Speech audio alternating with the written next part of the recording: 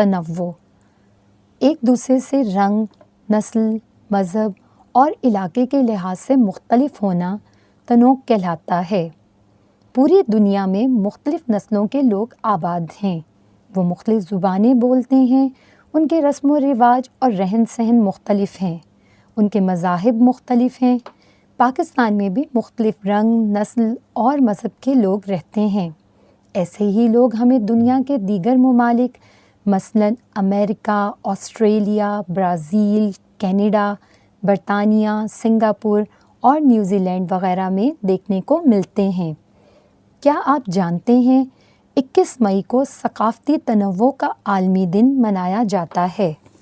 معاشرے میں متنوع گروہوں کی اہم خصوصیات۔ متنوع گروہوں کی اہم خصوصیات یہ ہیں: متنوع گروہ اپنے مذہب، زبان اور ثقافت کے مطابق زندگی گزارتے ہیں۔ متنوع گروہ مختلف ثقافتوں کو ترقی دیتے ہیں، مثلاً کھیل، پیشہ، پکوان، آرٹ، لوک داستان اور تہوار وغیرہ۔ لوگوں کے درمیان طرز زندگی، لباس اور کھانوں وغیرہ کے لحاظ سے ثقافتی فرق نظر آتا ہے۔ متنوع گروہ اپنے ثقافتی ورثے کو محفوظ کرنے کی کوشش کرتے ہیں۔ وہ معاشرے کو پرامن بنانے میں دلچسپی رکھتے ہیں۔ یہ گروہ اپنے عقائد اور نظریات کو دوسرے مذاہب کے لوگوں پر لاگو نہیں کرتے۔ متنوع گروہوں میں مختلف دلچسپیوں، ہنر اور تجربات کے لوگ ہوتے ہیں۔ معاشرے کی خوشحالی میں تنوع کا کردار۔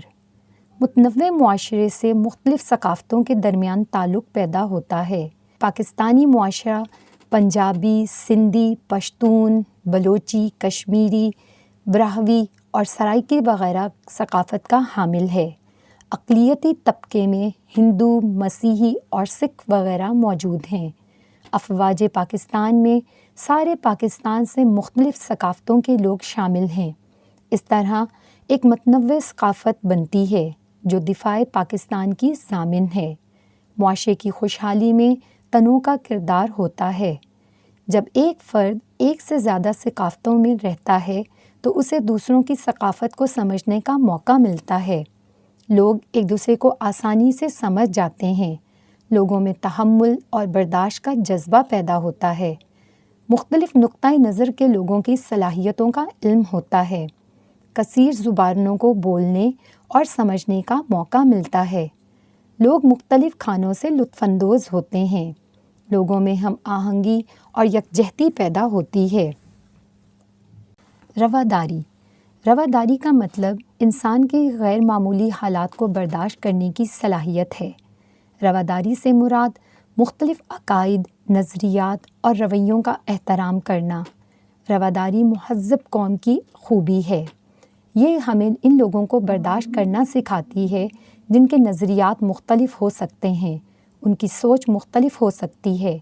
یہ رواداری ہی ہے جو ہمیں ان اختلافات کے باوجود ایک دوسرے سے جوڑے رکھتی ہے۔ اختلاف رائے کی وجوہات۔ جس طرح ایک انسان رائے دینے کا حق رکھتا ہے، اسی طرح دوسرا انسان اس رائے سے اختلاف کرنے کا حق بھی رکھتا ہے۔ ہمارے گھر، محلے اور اسکول کی سطح پر اختلاف رائے پیدا ہو سکتے ہیں۔ اس مسئلے کو حل کیا جا سکتا ہے۔ جائیداد کی تقسیم اور رشتے ناتوں پر لوگوں میں اختلاف رائے ہو سکتا ہے۔ اس اختلاف رائے کو روکنے اور معاملات طے کرانے میں قریبی عزیز اور برادری کے لوگ مدد دے سکتے ہیں۔ تعلیمی اداروں میں طلباء کے درمیان اختلاف رائے سے تعلیمی ماحول خراب ہو سکتا ہے۔ طلباء میں اختلاف رائے کی صورت میں اساتذہ مسائل کو حل کرا سکتے ہیں۔ اس کے لیے بات چیت کا راستہ اختیار کرنا چاہیے۔ کسی مسئلے کے حل کے لیے ضروری ہے کہ اختلاف رائے کو تسلیم کیا جائے۔ اختلاف رائے انسانی زندگی کا حصہ ہیں۔ جب ہم ایک دوسرے کے اختلافات کو قبول نہیں کرتے تو باہمی کشمکش کا ماحول پیدا ہو سکتا ہے۔ اختلاف رائے میں ہمیں برداشت کی ضرورت ہوتی ہے۔ ہم اختلاف کرنے والے کو زندگی گزارنے کا حق اسی طرح دیں جیسے کہ ہم خود زندگی گزار رہے ہیں۔ دوسرے کی رائے کا احترام اسی طرح ہو جیسے ہم خود اپنی رائے کا احترام چاہتے ہیں۔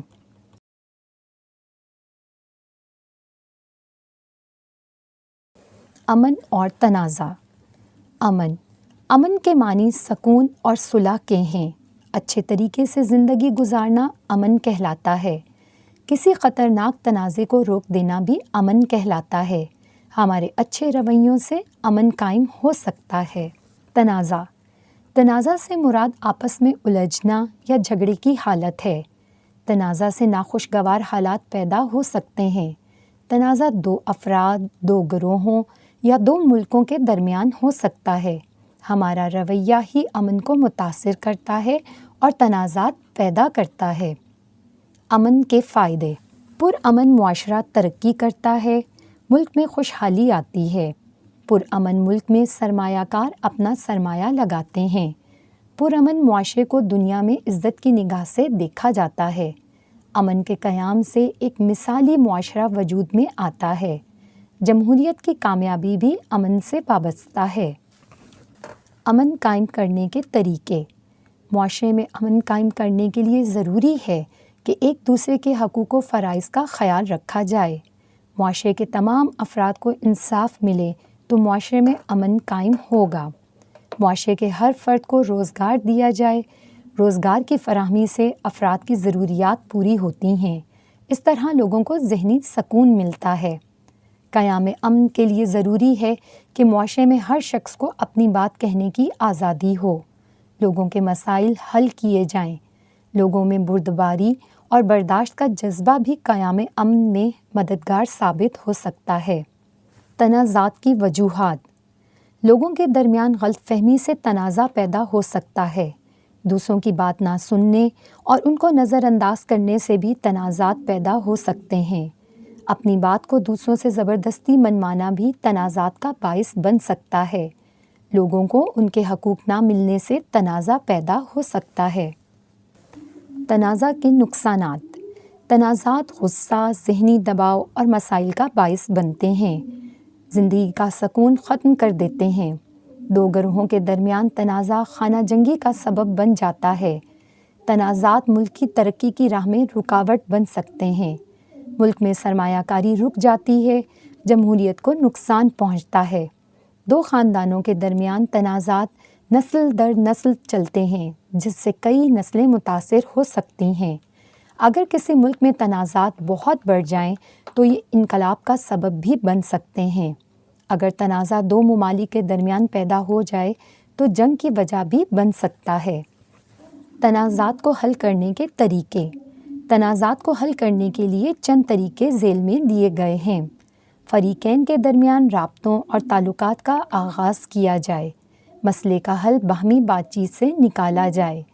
تنازع کی صورت میں فریقین ایک دوسرے کو برداشت کریں۔ فریقین ایک دوسرے کو دلی طور پر سہولت دینے کا جذبہ رکھتے ہوں۔ دوسروں کے نقطۂ نظر کو تسلیم کیا جائے۔ تنازعات کو ان کی نوعیت اور دوسروں کے نقطۂ نظر کو سامنے رکھ کر حل کیا جائے۔ جرگہ، عدالت یا ثالثی کے ذریعے سے بھی تنازعات حل کیے جا سکتے ہیں۔ 2 افراد یا 2 فریقوں کے درمیان تنازع حل ہو جائے تو سمجھوتا یا معاہدہ طے پا سکتا ہے۔ امن، تنازع اور انسانی رویے۔ اللہ تعالیٰ کا حکم ہے کہ زمین میں فساد نہ کرو۔ اسلام امن، صلح اور برداشت کا مذہب ہے۔ ذمہ دار شہری اپنے اچھے رویوں سے معاشرے سے تنازعات ختم کر کے امن قائم کر سکتے ہیں۔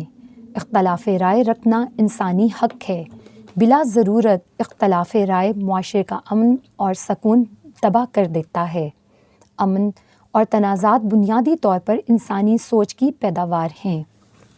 شہریت، یہ انسانی رویے ہی ہوتے ہیں جو امن اور تنازع کو جنم دیتے ہیں۔ اچھے انسان دنیا میں امن قائم کر سکتے ہیں۔ اگر ہمارے رویے منفی ہوں تو پرامن معاشرہ بھی تنازعات کا شکار ہو جاتا ہے۔ لہٰذا امن ہو یا تنازع، دونوں انسانی رویوں ہی کی پیداوار ہیں۔